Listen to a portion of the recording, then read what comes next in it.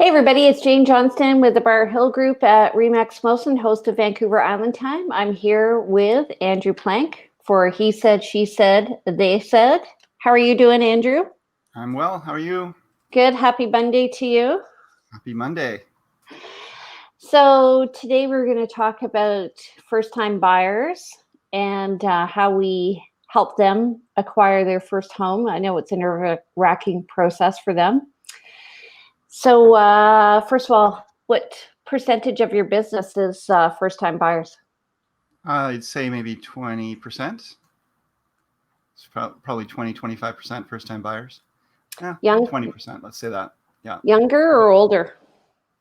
Well, ranging, I guess. As I'm getting older, everybody seems younger. But I've seen first-time buyers in their 50s, even 60s. It doesn't, when you think of first-time buyer, you sometimes think of someone who is, somewhere in their early 20s or so, starting a family and so forth. But, there's lots of people who've been renting all their lives or have never actually had to buy a home. Maybe they had a family home that they moved into. So, yeah, all ages. How about you? I find, I just actually worked with a lady who she owned a long time ago. So she's Right. been renting for a long time. So it is a whole new process. Right. I find. Yeah. It's actually true. I mean, if somebody hasn't actually purchased a home, even in the last 5 years, it's still a lot of new processes and technology and legislation and everything. So, yeah, but there's a different sense of trust in the process or expectation if you're a first-time buyer versus someone who is, even if you did it 30 years ago, you know what it's like to actually own a home, and there's not that fear of what am I getting into and actually owning a home, which I think is different. Right. A lot of people who are looking at purchasing consider it a big threat to their financial well-being because they're afraid of having so much debt, but they don't realize that with the investment in their debt, they ended up in their own house, they end up paying off a lot more debt more quickly. Don't you find? It's short-term pain. There's definitely, you're definitely upping all your expenses immediately. And then if you, it really depends on your timeline, but if you're in it for over 5 years, it should start showing you really huge benefits. So yeah, agreed. I always tell my clients, buy and hold, buy and hold, buy and hold. Yeah. If you can, hold on. And if you can afford to buy. That's generally when people say, is it a good time to buy? I've seen so many people with their own personal circumstances have be in a good position now, but things can change for them. But if they had actually purchased, I've lost you, Jane. If they had actually purchased when they would have been in a better position. I was wiping the sweat from my brow. Oh, that's what happened. Okay. All right. I don't know about you, but my phone's been going nuts this morning, and phone calls and texts and things coming through. So good old Monday mornings. So do you do a buyer orientation? I do. Yeah, absolutely. I like to meet with people, even if they're not a first-time buyer, and run through the process. And so there's a initial orientation run-through process, question and answer period, a bit of a presentation, and then I direct them to further information. And I also have a raft of emails that I send out based on the person's circumstances or scenario. But I have a buyer success program that sounds very posh. It does, doesn't it? Essentially just tries to preview all of the steps along the way. Here's what a contract looks like. Here's what negotiations look like.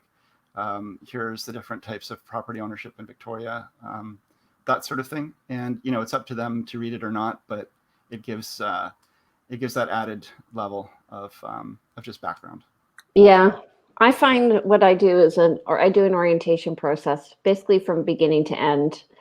I try not to overwhelm them with the contract at the beginning, although I could see with knowledge people, they would love that.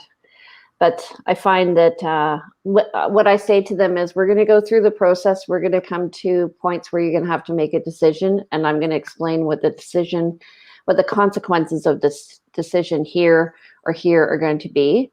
So then you can decide to go that way or that way. But in the meantime, let's just get you looking. And I find often they're very prescriptive at the beginning, like they want very fine Right. uh, definition of their house, of their dream house. And then I always say that people buy on a price continuum. So Yeah. um, Did you say everybody, on a price continuum? Right. So they figure out what price range they want to be in, and then they start to make compromises or understand what they can actually purchase within that range. And it may not be that their list of perfect home items don't actually all fit on there. Yeah. right. And if they want their perfect home at the price, they're going to have to change the location. Right. Yeah. Right. I remember being a first time buyer and with my partner at the time going around and looking at homes. And we were doing open housing at the time. We hadn't connected with a realtor. And, we were bright eyed and bushy tailed and excited, and we, had been saving up, and we were watching the market get away from us because this was early 2000s as the prices were going up. And, but we had this list, and we built this list of like the perfect home. And we were so proud of this list. And we had all the stuff we wanted in a home. And I remember we met a realtor at an open house, and we loved her. We thought she was wonderful. And we thought, this is who we want to be our realtor. And so we gave her this list and said, help us find this. And she says, and she said, oh, I'm actually quite busy right now. Let me find another realtor for you. And, it's not till later you realize it's like she just did not want to deal with people who were, a little out to lunch in terms of expectations. So for us, same thing. We ended up, we were like, now that I realize it, like little ducklings waiting to be plucked by the evil eagle. But we went around, and ironically, I went into the Mosaic, which was just being built when I was first looking with Chris. And we went into it the other day with me and a client, and I was like, oh my God, I considered buying in here. Right. Because I thought it was so cool. But now I realize how impractical it is for me anyway. So for people who don't know, the Mosaic is a building on Fort Street that is somewhat industrial looking inside, and mostly micro lofts and a lot of concrete. And so it's not super welcoming. It can be a perfect home for many people, but maybe not long term. Micro loft means you live in a bunk bed. Pretty much. It's a very small space. Yeah. Totally impractical. It's a tiny home, but no wheels. Exactly. And when people say they want a tiny home, I'm like, buy a condo. If you want a tiny home, buy a condo, because it's a better use of space. Like if you want to be environmentally conscious, then live in a condo, right?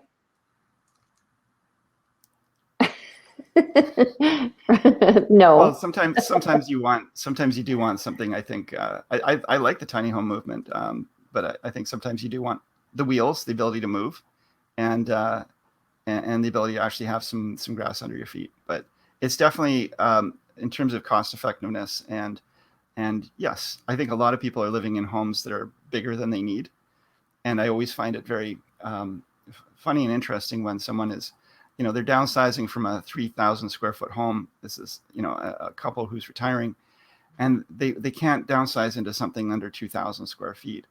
And, because of all their stuff and their, toys and things they've collected over their lifetime. But having gone through various iterations of living in larger and smaller spaces, I can say that, it's a simpler and more satisfying life when you have less to carry around and deal with.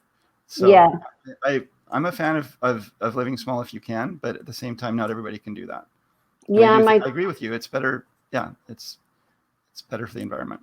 My dad used to say, "Don't let your stuff own you." Yeah, my dad too.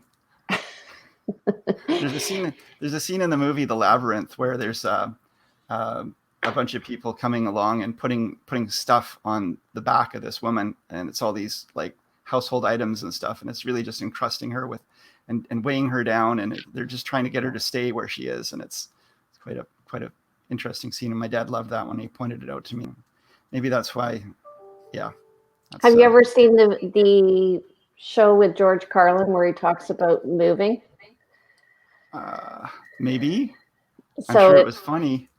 he talks about stuff. So you acquire more stuff, and then you have to move to the next house, and then you acquire more stuff, and you have to move to the next house, and the house gets bigger and bigger and bigger, and then your stuff outlives you anyway. I find that on the other end where we're working with the states, that's sad when you see how much stuff people have left and how Hmm. it has sometimes just no meaning. What's saddest to me is that it doesn't always have meaning for the children or for the other family members, and it just sort of disappears. And it's only really had, well, I think the saddest part is I think a lot of people save these things for the next generations, and they don't get. Oh, here comes the sun again. This timing is great for this. But they don't get held on. And I think it's one of the most important things people can do is maybe videotape or talk about their life and share what these things mean to them. So there's some form of record, because it's the saddest thing to help sell an estate and definitely see all these things just moving on. Okay, so let's talk about buyers. First time buyers again. Yeah. And actually, it's a good segue. Is I actually recently sold a house, and the buyers wanted everything in the house that Yeah. the sellers were leaving, and the sellers were like, "Yay, that's a big load off their shoulders." So You sold it like you had the listing, or you were the yeah, buyer's agent? I was the Okay. listing agent. Yeah, Okay, so because I thought maybe I had been competing with you last week, because I lost out to some folks who we were in a competing offer situation, and we lost out to folks who said, we'll just take everything. We'll deal with it, because it was an estate. And right. Otherwise we'd been pretty close. So it can actually be useful for some folks if they just don't want to deal with it. Yeah, so we ended up the sellers actually ended up getting a lot taken away, but still the buyers, who are two young men, were happy because they had a couch, chairs, and dining room table, and they were starting out, so it was really helpful. So what do you think buyers should look for? Let's make an avatar of our ideal first time buyer. So I'm thinking like someone in like around 30. So wait a sec. When you say ideal, are you saying like the representative first-time buyer, or an ideal first-time buyer from our perspective? Representative. Yeah. Around I'd say 30, usually a couple. I'd say there's in your late 20s, early 30s, for sure. Couples often, life changes tend to provoke a change in real estate or home living situation, whether it's getting married or having a child, or breaking up, even if it's a couple that are I feel like I'm hiding again. Hang on a second. Just, can you put me on hold? I'm going to pull this blind down. Yes, I'm going to describe my ideal buyer. Okay. This is why this show is so funny. Okay, so the most important thing, actually, what I do is I tell them they have to have a relationship with a mortgage broker. And even if they want to buy in 2 years, have that relationship now so that they can develop the credit to purchase the home well. And then there won't be any surprises. The other is don't buy new things like a new car or Right. Big expenses, and kind of like get their credit in shape. I also tell them to get a Dropbox folder going and just start thinking about sticking their notices of assessment in there every year. I do that. Yeah. And then also putting in pay stubs and any letters of employment, because that's what the lender will want to see. Absolutely. Yeah. And if you're thinking of, don't change jobs if you're thinking of buying a home, because oftentimes they want to see that you've been somewhere for 6 months or beyond the probationary period and all of that. So definitely have some consistency. You can change it all up after you've bought the home, but in the meantime, you're trying to create this perfect situation where the lender is looking at you and ticking all the boxes, and you fit in them. Yeah, and I also tell them, so for every dollar you have about 4 more to spend. So, because you want 20% down so that you can avoid CMHC. So if you can just start putting money away sooner rather than later, it's helpful. And if you have a rental, to have a copy of your rental agreement in that Dropbox folder. Are you taking notes? Yeah, I do, because every once in a while I want to sort of make a comment back, and it's just how my brain works. Is it's very scattered, and I go off on tangents. So this helps me to come back. Okay, you go ahead. Um, well, the one thing I would say, you were talking about saving up to 20% for CMHC, and if you can do that, that's great, but it's not always easy or possible. Mm-hmm. And in especially having experienced markets where the prices of homes are rising so fast that you're actually losing money by trying to save money. And if you actually, where again I say all the time, if you can afford to buy now and you want to buy, then buy now, because you may not be able to do so later. Right. Simply because the market might get away from you, or some legislation might change, or you may have a change in your job situation, which doesn't decrease the amount of money you're making, but it does decrease the ability for those lenders to tick the boxes that you fit into. So what So I say to them is, when's the best time to plant a tree? Oh, is yeah, today. right. Well, geez, Jane, that's so wise. I know. I have Uh, I've got a few good ones. do you? Okay. Can I use that? It just sounds so like so thoughtful and wise. Oh, Um, Danielle is commenting here. I leased my car, so when I went to remortgage her house, it didn't count as debt. That's interesting. she leased her car. Oh. Um, and it didn't count as debt. It does count as a payment, though, that you're making. Yeah, they do look at it as gross debt service ratio. So, So yeah. gross debt, yeah, and we're not mortgage brokers, but the gross debt service ratio is, they're going to look at the amount of debt you have and how much you have to pay to service that debt, and that comes out of what they'll give you for qualifying for the mortgage. So, love times, good times. So, Yeah. what else did you have in your list of points there? Oh, you know what? I just was like doodling. So Oh, I thought I was saying something important. yeah. Okay. And then the other thing is where I think that a lot of people don't think about is a relationship they're going to have with the other buyer if they're going to purchase together. So they either have a tenancy in common or common law tenancy. And so in one case, they if they die, the other person will get the property, and the other case they could own it 50-50, and they could, like, it's like shares. Right. Yeah. One is like having 50% shares in the company, and the other person having 50% shares in the company. And then the other way is you're both co-owning it completely, and whatever interest goes back to the owner, the other person completely. And that's the more common one that most people tend to choose. But if there's a reason for protecting your own assets, or you're disproportionately putting money in, let's say somebody is going in with 100% of the down payment and is going to be supporting the mortgage, and they've got some sort of side agreement. You might want to have only one person on title, or do it 90-10 or something like that. And also that's also a situation where you often have family money coming in, and so you might be that you can actually have a hybrid where there's the co-ownership for 70% of the ownership, but then there's a third party investor who's got a 30% that's that's the share kind of holding. So Right. there's lots of different scenarios, and that's why it is important to talk to mortgage broker and accountant and those things. I mean, that gets more complicated and it's not as common, but these are things to consider. I also tell, so sometimes a parent may gift money to a buyer, Mm-hmm. or in the case of an inheritance. So just make sure you have an agreement of how the split is going to happen, if it's going to happen, Yeah. so that each side can A walk prenup for away. the house. Yeah. Yeah.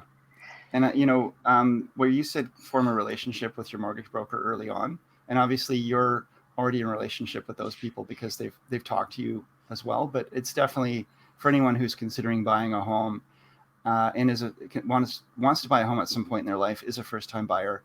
You're 15 years old, you're 19 years old, you're 23, whatever it is. But there's nothing wrong. And I mean, Jane and I are both happy to talk to anyone who is curious about real estate at any point, and to help to sort of guide or direct some of the thought process or provide information. And it's never too early to start thinking about it and start to understand the process. And it's one of many options if you're looking at investing in anything in life. But real estate is great because you get to live in it too as your first time purchase. And that's usually the security of that is worth so much more than just the income value. We actually bought our first place and never lived in it. Really? Really, Oh, yeah, that's right. Souk? No. What? Machosen.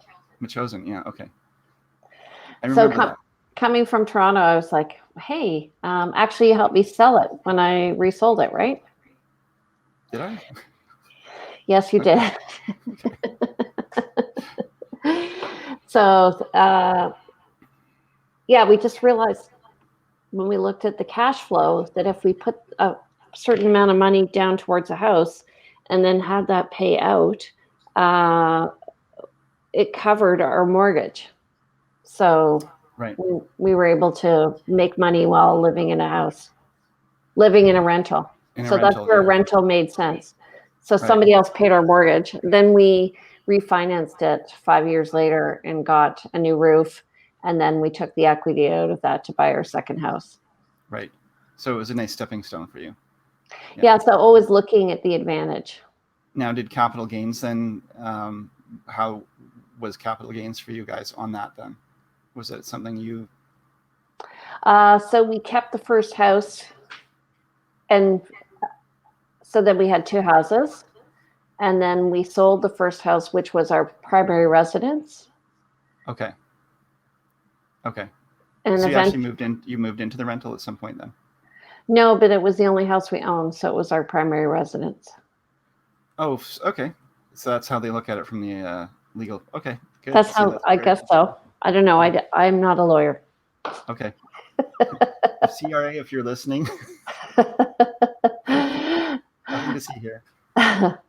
Yeah. But anyway, we ended up never living in that place. So it was an ugly house on a great lot. Yeah. Okay.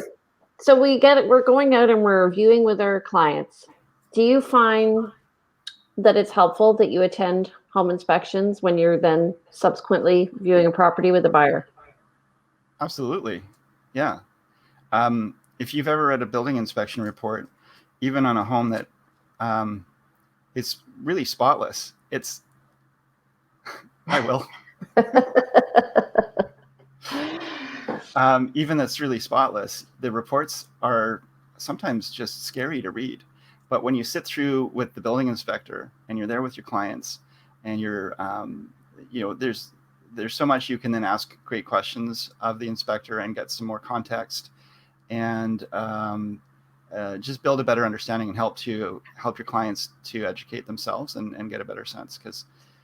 And that leads to like a lot of first-time buyers want to bring in or solicit. We talk about this after we maybe finish with the building inspections, but soliciting advice from people who are not experts in the fields, perhaps. And I mean, everyone wants to ask for their opinions from friends and relatives and so forth. But we've all seen people come through there. I just had this recently on a listing that the father comes through to do the building inspection instead of a licensed building inspector. It's happening to me on Friday. It did, yeah. So, it will, yeah. I'm like, okay. On Friday. Yeah. And so then they notice things that maybe a building inspector wouldn't get caught up on, and they don't notice other things that a building inspector would actually catch. And so they're kind of paying attention to the things they shouldn't and missing things they should. Because they don't have a process. Well, they don't have a process, and also a building inspector doesn't have a vested interest on whether or not you buy the place or not. Yeah. Yeah. So they don't have the rose-colored glasses or the dark glasses on. They're just looking at the house as a system. Yeah. If I as a father were looking at a home for one of my children buying a home, I would be looking for all the problems and all the, the things that could be an escape for them if needs be. And it's you can sometimes be a little too overprotective. So my pet peeve is being at a home inspection and the inspector pulls up his computer and flips through the photos. And I'm like, we're only literally probably at the most 15 feet away from anything that you could point out. Can we Right. walk around the house? Yeah. Yeah. Like Yeah. like one time we was talking, one of the inspectors was talking about rot in a windowsill, and I'm like, oh, there are like 20 windows. Which window? Right. Exactly. And you're more likely to remember it, me and visual, if we go around, right? Yeah. Physical and visual, like to actually physically stand in the location and look at it, because referencing a photo, which you're going to look at again and again, and there's obviously that time period between when you've agreed to purchase the home and you actually get to move into it, and sometimes that's 3 months or more. So yeah, being able to actually go up and have your own inspection and look and see that, okay, well, that rod is actually a little bit of rod, or that's really deep, because a photo doesn't tell you everything at all. Yeah. So, speaking of this, do you add clauses to your contracts for first time buyers that they can go in more than once other than the inspection? I do. I always add a clause for appraisal, because that's a given that quite often the appraisers are going to come in after the fact. And then it really depends on what the clients are. We'll have a discussion around that. And it depends on, are we competing? What's the scenario with the sellers? It's really I don't do it as a matter of course, but it's definitely a discussion piece. I do it if it's a big reno job. Absolutely. Yeah. So we can bring contractors in. Yep. It takes a lot of energy, though, on the part of everybody to bring people in. There's a lot to coordinate, and it can be, and buyers are so excited. They want to see it often as many times as they can. And they don't have a sense of, this is where it comes back to managing expectations, and especially with first-time buyers. And sometimes with people who have bought homes before, but they didn't have a great experience. But managing expectations, so they understand kind of what's normal and what's to be expected, and what can we actually ask for, and what's really kind of out of the bounds of what's considered okay to ask for. And you can certainly, getting permission to access a home is awesome. Getting permission to start renos on a home, not so. No. I always say that's a no-no. It's funny, everybody always thinks they listen to this channel, WIFM. You know what that is? Yeah. What's in it for me? What's in it for me? Yeah. And you're like, I want to do the reno because when I move in, I want it to be renovated. I'm like, well, imagine the renovation doesn't go well. Yeah. Yeah. And you show up, and meanwhile, the seller, maybe it's even vacant, but you show up and it hasn't gone well and you don't want it anymore. So, no. Well, from the seller's perspective, they've got the what's in it for me, and you've got to just put your hat on for both perspectives. And if you're granting access to a place, you sold it for, let's say, $800,000, this place, and you're the seller, and then somebody's going to come in and rip out the walls and maybe take out a bearing wall that they didn't actually get proper permits to do, and essentially ruin a house. Yeah. And then there's the liability issues. So no, these are things that generally realtors will be very protective about for their clients, and say, no, we'll give you access. You can do some quotes and so forth, but nothing invasive and no changes. Wait till you've moved in. It's also about putting stuff in the house before possession. That's a no-no too, because imagine something happens with the house, and all of a sudden we have some sort of insurance claim. So that's often buyers, can I just put my stuff in the day before? No.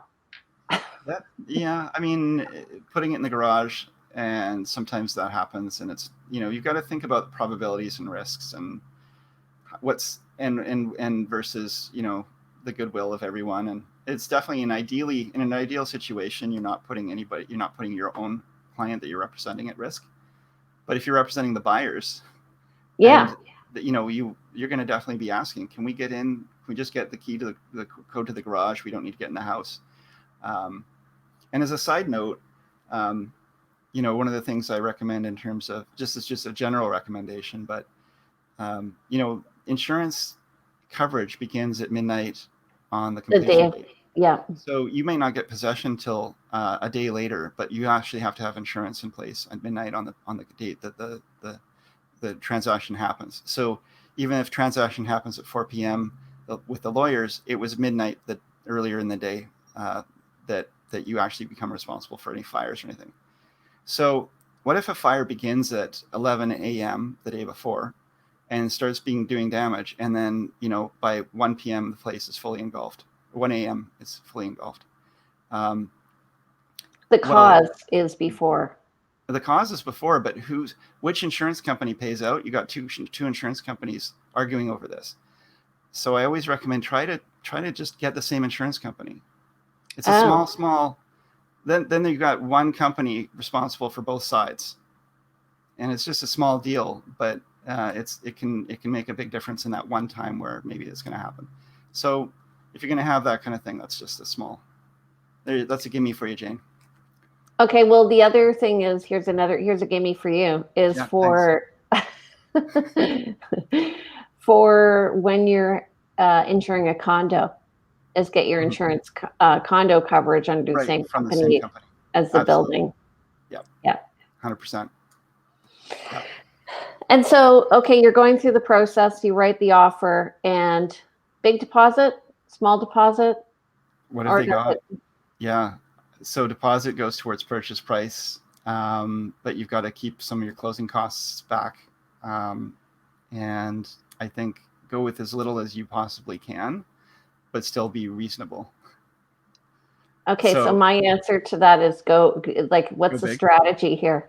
Yeah, exactly. So if you're going to lowball, you don't want a big deposit. Right. Yeah. If you want to win in a multiple offer, go with your biggest one, just like boom. Mm-hmm. Yeah, you're laying down and you're saying, I've got this money, and even if we're subject to financing, we've put down $100,000 deposit. There's no question that we've got the money to make this happen. And you're right. Yeah, if it's all about positioning. So if you are making a quote lowball offer, you want things that. Well, here's the other part of it, though, Jane, and there's always a counterpoint to this. Yes, I agree, a low offer, but still reasonable. Not so much that the other agent's going to look at that and say, well, we have to counter this because, sure, you might agree to this lowball price because you're desperate to sell, but, this deposit is just not enough to hold. So we're going to have to counter it. And if we're going to counter it, let's increase the price too. So anytime you are looking at generating a counter offer, you've got to think like, how can I write this offer so that it's just acceptable as written if possible? Yeah, because you want them to just accept it and send it back. Yeah. So finding out the dates that are ideal for the sellers, talking to your buyers about those dates and determining what can work for them. Anything you can do that doesn't generate a counter offer back and makes it acceptable can actually save your clients time and money. Which includes being very, very careful with your contract, because we've just recently changed web forms. Mm-hmm. And it's causing all manner of issues with contracts, numbering, dates. Yep. Oh my gosh, it's awful. It's faster. Just print it out now and fill it out manually. Well, we're starting back to old school. Yeah, we're doing that. Yeah. Danielle's laughing in the background. Hold on a second. Danielle, I can see you. We can't hear you, Danielle. I like to fill that online. She likes to fill them out online. Oops, there, she's gone. She's disappeared again. Okay. Yeah, I find that it's a little TD things that the new forms don't do. So really, it's gone backwards. And anyway, all in the sake of progress. Mm-hmm. Okay, so we get the offer, we write the offer, and then what is a counter offer? I always say the offer is a question, the counter offer is an answer. Okay, and sometimes another question. Yeah. I agree with you. I think they're both a question and an answer. The offer is a question and an answer as well. It could be an answer to the seller's question of, am I going to sell this home? And hopefully, if it can be, the more answer it can be, the better. But you're right. It's always a questioning, repositioning back and forth piece. They call that negotiations, I think. Oh, yeah. I've heard of that somewhere. I went to a certified negotiation expert course. Same. And it was interesting. And she categorized different types of negotiators, and some are conflictive and some are looking, what you call them? More collaborative. I'm collaborative. Yeah. And I just find it goes more easily. I mean, we all want the buyer to buy the home and the seller, and you just say, okay, well, here's, they have to be creative in your responses.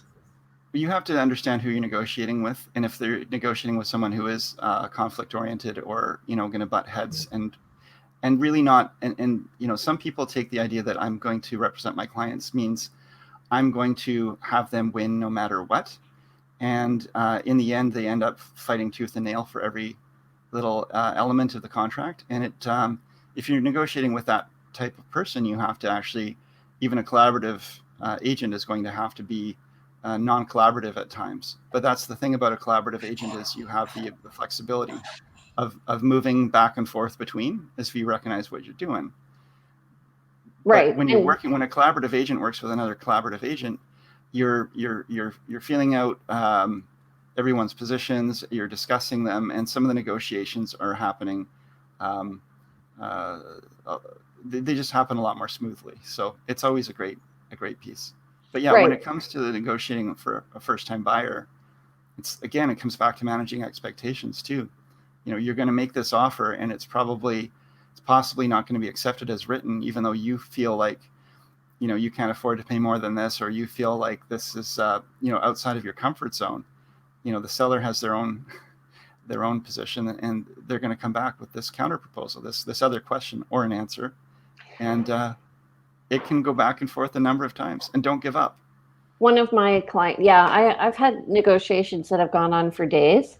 Yeah. And I find sometimes it's just helpful to we're really talking about negotiation as opposed to first-time buyers. But anyway, just so this they're is all aware. helpful to a first-time buyer, I would hope. Yeah. Right. So yeah. So what's helpful to do sometimes as a negotiator is just to say, okay, you know what? Everybody needs to sleep on it. Take a break. Right. Come back tomorrow. We'll leave it open till noon, and we start in the negotiations again in the morning. And then we realize, okay, you know what? That thing that I thought was important to me isn't important to me, or the other thing that wasn't is more important. So, and I find often if you can figure out what the pain point is for the buyer or seller, then you can often just solve the problem really quickly. Mm-hmm. Yeah. So I once had a buyer kept lowballing. He and his wife kept lowballing all the time. Right. So like the third offer, I'm new to real estate, but I asked a good question. I said, what's your timeline for buying? I should ask the same at the beginning. And the wife said, a month. At the same time, the husband said, a year. And I'm like, I think you guys need to talk. Right. So then I said to husband, why a year? And he goes, well, I'm just a bit afraid of interest rates going up. I think they were 4%. Okay. I'm like, that's pretty good. 4%. I think we were coming down from 7 or 8. Right. So I said, well, why don't you get a variable rate mortgage? And they perform better over time. So anyway, they bought a house, and that smoothed the way. We went to the next house, and he says they wanted a house with a horse in the backyard. I'm like, how do you even find a house? Yeah. Jane, how much does a horse cost? It's about $10,000 to $20,000. Okay, so no, it's not worth it. So anyway, we go into this house on Shohan in Central Saanich, and guess what's in the backyard? The horse. The horse. So they bought it. So he's like, the price, it had been on the market 3 weeks, and it was a slow market. It was October or something. And he goes, let's offer. Like it was $550. Let's offer $560. What if somebody else buys it? And I said, we're not going to offer $550 even. We're going to offer a little lower, because I'm not going to, I don't tell people what to offer, but I made suggestions, and then we got money off. Yeah. Yeah. It's about offering the perspective again that, this has been on market a while, and you actually don't need to offer above asking price in order to secure this.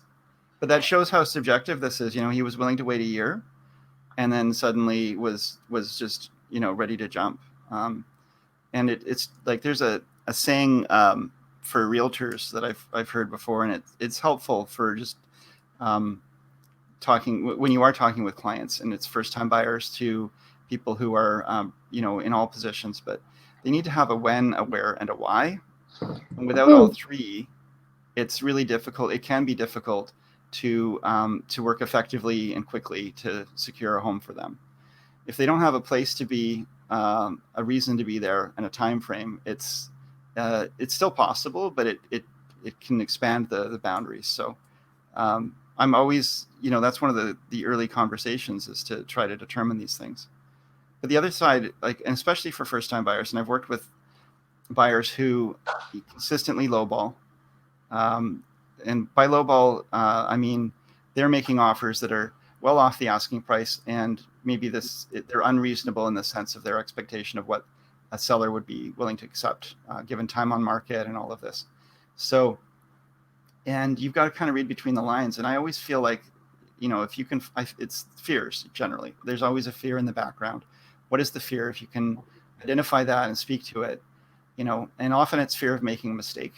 And you can manage that. You can provide some insurance against making a mistake by getting a property under asking price, in theory. Well, that's, I think, that their logic.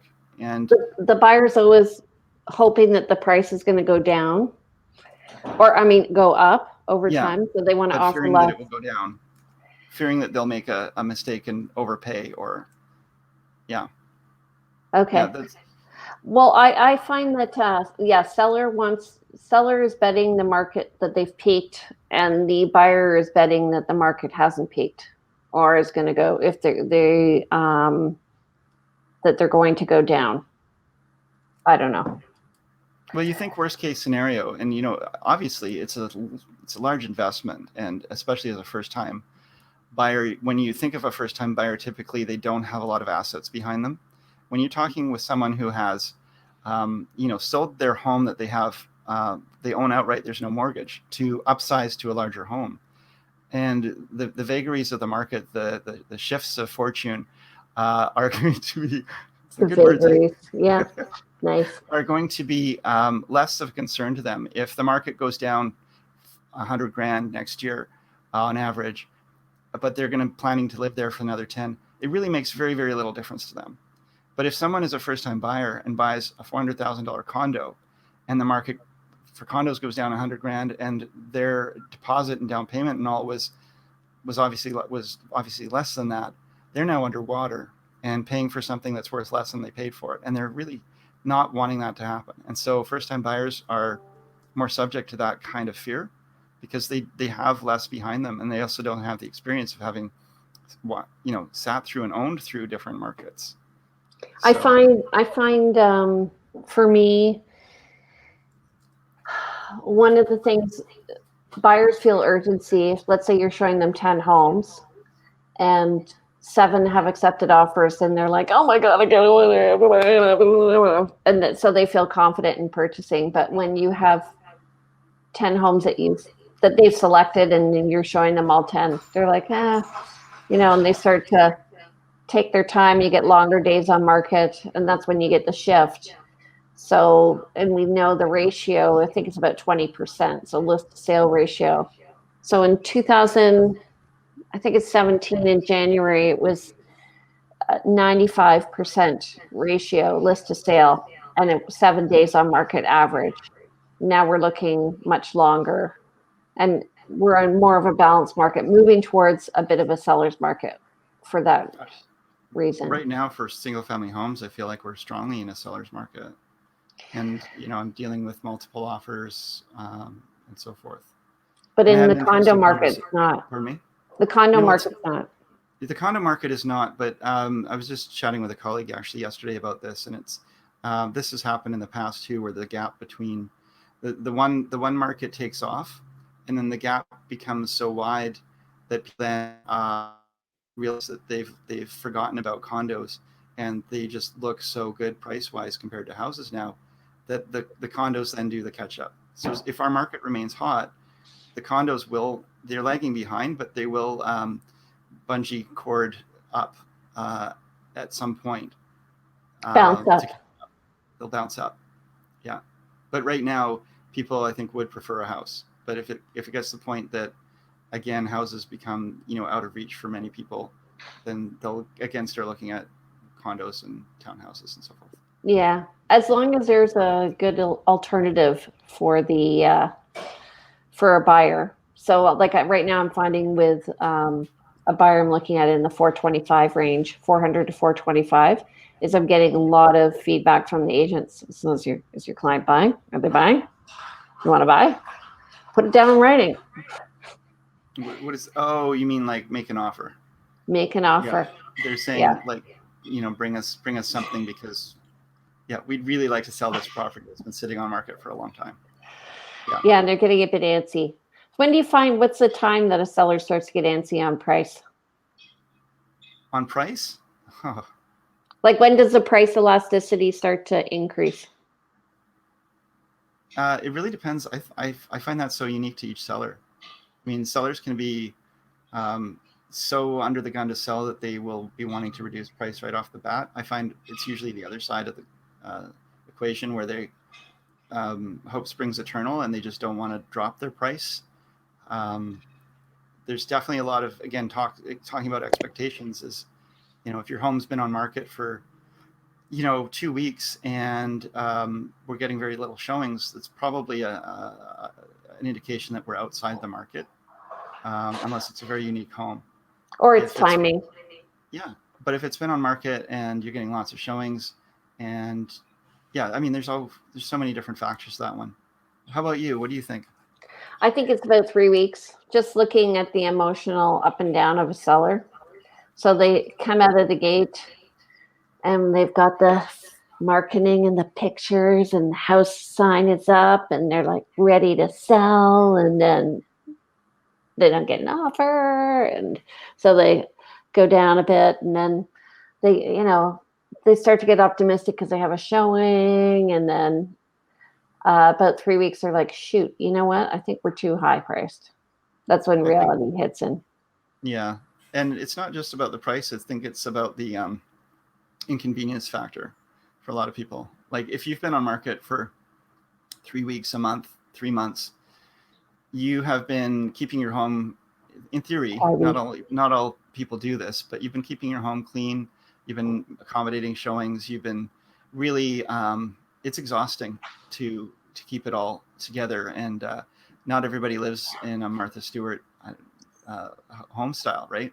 And so it can be hard to keep it up. And when you've got children and so forth that are, getting up and making a big mess in the morning, and then you get a showing notice, you get to the point where you're like, okay, obviously this place isn't selling at the price I'm asking, and I'd really like to get this moving. So what do we have to do to make this move? And that's a hard question to answer, though, especially because the market moves around too. And we could talk about micro markets too, but and that's the problem, I think, with pricing a home and understanding that you could list a home and all of the potential buyers have just sort of signed up on contracts recently, or there's just kind of a lull, and then it comes back gangbusters 2 weeks later. Yeah. Or the other way around, where you list a little too high, and then all the potential buyers buy other properties, and then 2 weeks later you decide to lower your price, but those buyers are all gone, and you've got nothing. Right. But as a buyer, what you need to do is be in touch, I think, with an agent who works both sides of the market. Because I find as a buyer, I'm listening to what they're saying when they're viewing a property. So then when I go to list a property, I'm more effective, I think, in listing at a price that's reasonable. That's the thing. And absolutely. I love the fact, I know that there's a lot of agents who are just buyer's agents or just sellers, just listing agents. And they wear that one hat all the time and they don't actually experience the other side. And so being able to put on both hats, because being a realtor means you do have to be empathetic. You have to understand and put yourself in other people's shoes. And when you're running through homes with clients, you're seeing from their perspective. And then it's been interesting to see the same home with different clients wearing a hat for each of them. I've seen it where, oh yeah, this is a great home versus, oh, this home sucks. It's the same home, but from you're wearing that hat. But definitely being able to see it from both perspectives gives you the buyer and seller. It gives me a lot of extra oomph, power to just to be able to give good advice and be able to say, you know what, I see what you're saying. You love your home. You've lived here for many years. You see all the values and how it compares to the other homes, Mr. and Mrs. Seller. I've also, and I don't want to denigrate from that. I don't want to take away from that. But at the same time, I also wear my buyer's hats. And as a buyer, I've been going through homes in this price range, and I've seen homes that are, superior to this home in various ways. Not exactly the same. You have a better kitchen, but this other one has a double car garage, and so on and so forth. If someone has X amount of dollars to spend, what's the compelling reason to buy yours over another? And I can tell you that when I'm working with buyers in this price range, they're going to consistently bid on properties that are a little bit lower. Cliff is saying, I've gone from being an agent to a seller. Interesting emotional change. And I will say, Cliff, I manage a lot of realtors who are selling their properties, and you guys are the worst clients. I totally agree, Cliff. When I sold my home, I went from, and I brought in a realtor who I'd been working with to represent the sale. And I was, not me. It was not you, no. And it should have been probably. But you expect more of the other agent. Not you're definitely emotional, and you question yourself. Am I making the right decision? I think it's only human. Bought a home as a buyer too. I just recently bought a home, and I represented myself in the buy. And I actually had to go and present my offer competing, and it was a really surreal and interesting position to be in, as both the buyer and the agent at that point. And it works. It was successful. We ended up being able to buy it, but it's nerve wracking. Well, I find like what we do. Your realtor is your face for you.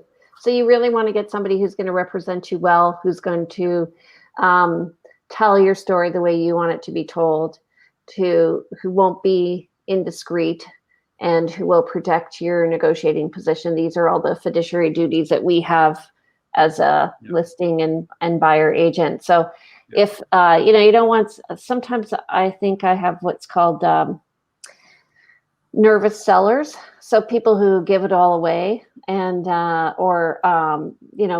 talk too much, or who are at the home when a buyer comes by because they want to explain all the great things. And the buyer meantime thinks, okay, well, if I go into a store, it's easier to take the shirt off the rack than it is off your back. So I'm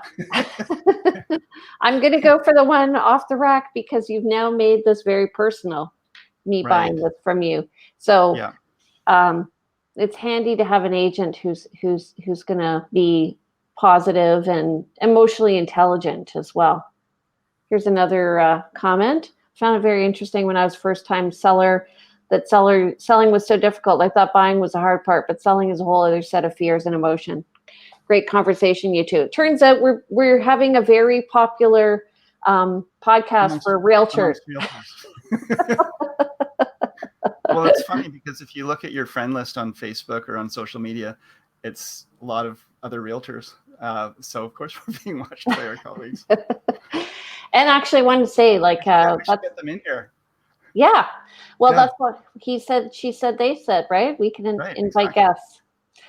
Okay, so we're coming to the end here. I'm wondering what you want to talk about next week. I think we should, I was going to say let's focus on sellers, but we're kind of doing both this week. Well, I think whatever we talk about will be freewheeling because that's just how it seems to go.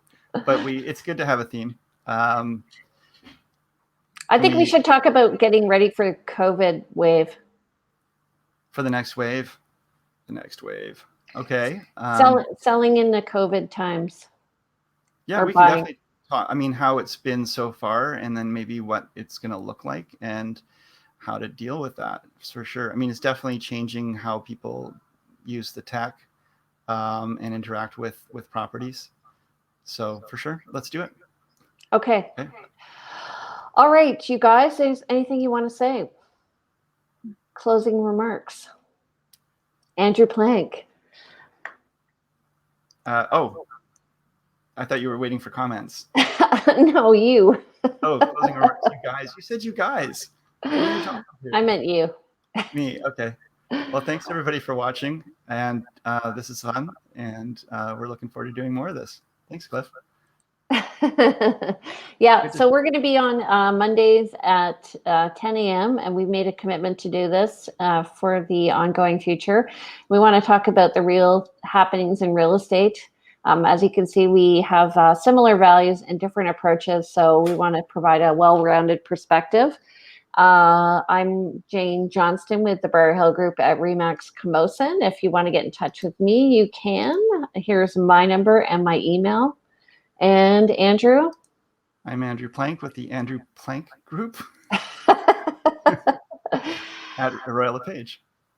Modern tools and old-fashioned service, That's right? my slogan, modern tools with old-fashioned service. Yes. All right, All you right, guys. Cheers. Have a good day, and we'll see you next Monday at 10 a.m. Take care. Bye-bye. Bye.